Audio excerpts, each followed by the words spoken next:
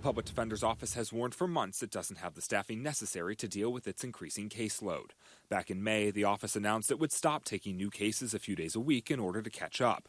Speaking to ABC 7 News in the spring, the city's public defender, Mano Raju, saying they partnered with private attorneys to help manage the caseload. We cannot allow the representation of our clients to suffer. And if we take on more cases, that's going to happen. But now, even with the help of those extra lawyers, the Public Defender's Office says it's still at its limit, something that could lead to the release of people charged with some crimes back onto the street as they await trial.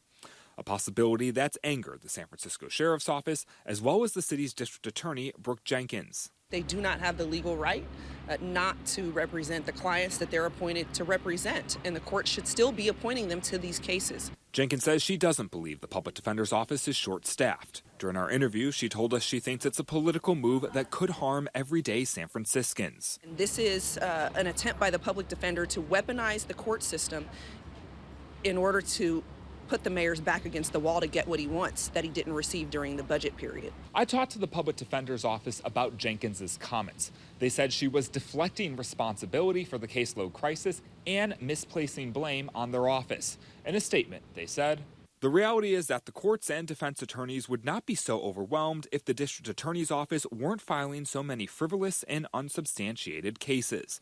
The DA's office has increased the number of cases filed by nearly 60% since 2021.